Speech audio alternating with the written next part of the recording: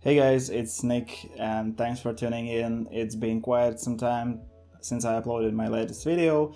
That's basically because everyone is talking about NFT and I wanted to try it out, and today we are actually doing a breakdown of the scene that was sold as an NFT.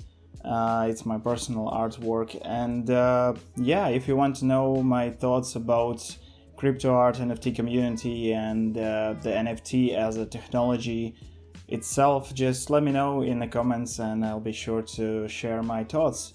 And as usual, there are project files, Houdini project, Cinema 4D, and even Octane Materials, basically complete setup available for you to purchase and support the channel on Gumroad, link in the description. So let's take a look at this project. It's done in Cinema 4D and Houdini, rendered with Octane, and I just want to quickly walk you through the setup in Cinema 4D and also the RBD destruction simulation in Houdini. So right now we have a pretty simple scene. So it's just a big room, because initially I wanted to kind of light it in a kind of realistic approach and maybe get some great shadows from the daylight hitting the wall and the floor. But yeah, then I just understood that I can just go with these two area lights. I have a column here. It's from the abstract pack. By the way, if you don't know, just check it. It's around, I don't know, it's around like $10, but it's very useful. You never know when in what project there will be a use for these models. We also have the bill, which is just a rectangle, and we also have our Benjamin Franklin statue here, and it explodes like this. So that's it. I think we should talk about how we set up this simulation, and maybe I'll walk you through some of the materials in the Octane and how I rendered it out. So let's open up Houdini. All these project files, textures, models, everything is in a Gumroad product in the link in the description. So let's check what we got here. First of all, quick disclaimer, this technique is not mine. I've just adapted it to this project, and basically if you want to learn more about destroying things in Houdini, be sure to check the Resilient Picture Company YouTube channel. They have a ton of great resources about Houdini and various simulations and all that stuff. So alright, let's check the bill itself. Bill is just plain. Yeah, I've projected some UVs, then I transformed it and added a mountain node, just so it's a bit like crumpled. After that I added a vellum clause, so I added drag so it does not like spin too much or fall down too quickly.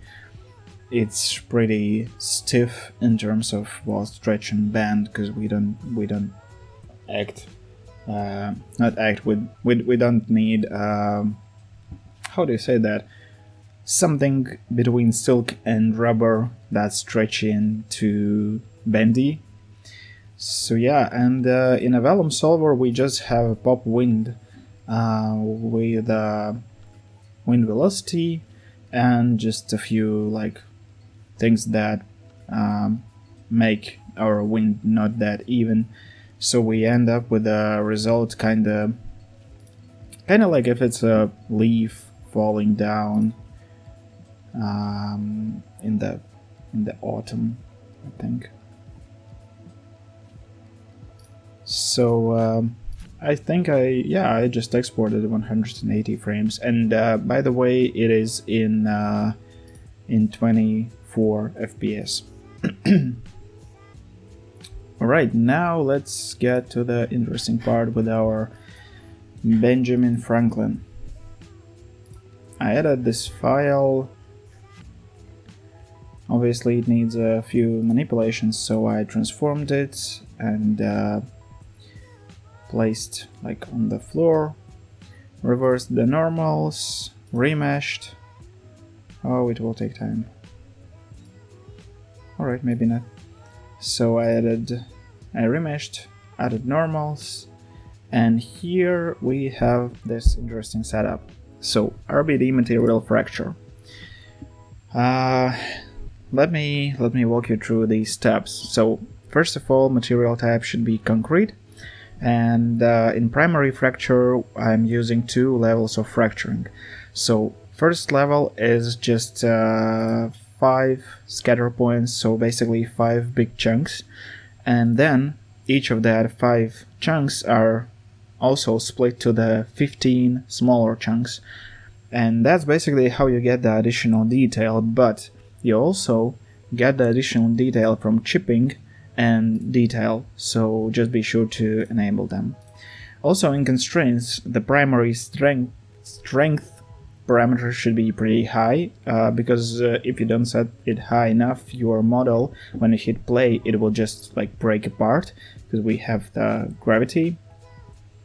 And important, and I learned that in hard way, that UV unwrap and then UV quick shade, just to display our textures, should be in between of RBD material fracture and RBD configure, because if you place them somewhere on the top, like before RBD material fracture, or somewhere where you are exporting the Alembic, basically what it will do when you export it to the cinema and play the animation, you will see that your textures are kinda flowing on the geometry as it's moving in the 3-dimensional space, and it looks horrible, unprofessional, and don't do that. Just add these nodes here.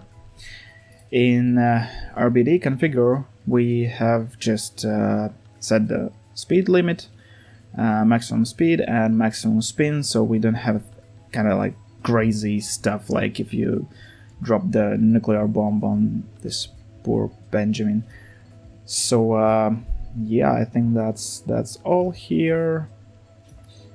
In RBD bullet solver, we have a few things that we added. So here, first of all, we need a collision geometry, and in this case it's this column top. It's just a part of the column that I exported from our setup in Cinema 4D. And in the RBD bullet solver, let's dive into it, and we will see a few interesting nodes. So sub solver, here we have dot geometry, impacts, feedback, relationship geometry, all that stuff. So we only need point velocity, and basically what it is, it adds squirrel noise to the velocity of each of the chunks, and that's how they fly in all the directions. And yeah, that's basically its initial velocity, and it drives the simulation. It's not like the bill is so heavy that it breaks the statia. It's just a mimic of that. And also there's enable solver, and here enable solvers, it's basically the 24th frame. I will also walk you through this channel and just like stuff like here. So yeah, basically that's our setup, and enable solvers just enables point velocity on the frame that I want, so we don't have the things initially exploding. Alright, yeah, that's pretty much it. And then I unpack the geometry, because in RBD build solver it packs it. Then I cache it out, and in the Gumroad product there will not be cache and Alembic file, just because they are like, the cache is around 10 gigabytes and the Alembic file is around 5 gigabytes. So yeah, just run simulation your own and export your Alembic. I think it will be easier for both of us. And basically this setup works for everything that I want to destroy.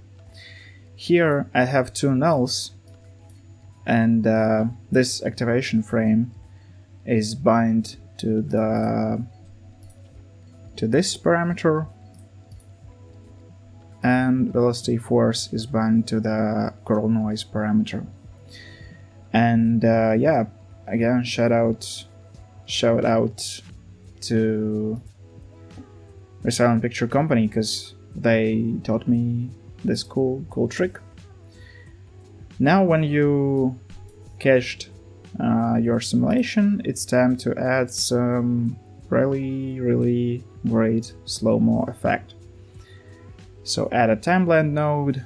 Initially speed is 1, so you can see that here it starts breaking. Also I have this specular, really easy material. It's just noise in a bump and color for absorption and scattering. So this material is attached to the outside, I think. Let me find it. Oh, to the inside. And this one is just for everything that's not inside. And you can see it here when it starts breaking. It's kind of this cool effect when the inside is made from, I don't know, wax or some kind of like mineral, organic mineral that's not polished. So also alright, let's get back. For the room is just tinted grayscale granular material. Or no, it's actually one of my custom made materials, where I downloaded it from somewhere. Yeah, I don't remember. I won't lie to you. But yeah, other than that, there's also some sort of a rock material. I don't know why, but displacement is not working for me in Octane. It just destroys the look of the geometry. But yeah, quite a simple scene. Now let's get to the things that really add to the look of the scene. So first of all, it's obviously camera properties. So here we have a bit of depth of field. It's keyframed because we start with a close-up shot of the bill, and then we are here. So the distance changes, so we should change the focal depth. In camera imager, I used denoiser. Also, I added a bit of gamma and reduced exposure, so it's more like not that contrasty look. Because I feel like in most of the cases when people overdo the contrast or the gamma, it gives too much of a CGI vibe, to be honest. Also, I am using custom LUT from the Cinema 4D presets, and I think it's a great way to just like your image will be good right out of the Cinema 4D, and you don't need to spend that much time color correcting it. But yeah, anyways, I did a few post effects in After Effects. Also, hot pixel removal keeps fireflies away, and yeah, I think that's pretty much it. In post processing, just a bit of bloom. So yeah, and then for my render settings, I used these numbers: max samples 900, diffuse depth 5, specular depth 7, scatter depth 7, caustic lure 0.15, GI clamp 10. Yeah, that's it. And yeah, this project is 24 frames per second, and basically majority of my projects that I do now are 24 frames per second. And to be honest, I haven't noticed any sort of differences in like 24 or 30 frames per second. So yeah, that's how I set this project. Alright guys, that's all for today. Thanks so much for checking out this breakdown. I really hope it was helpful for you, and if you liked it, please subscribe, comment and like this video. I'll be back soon. Bye!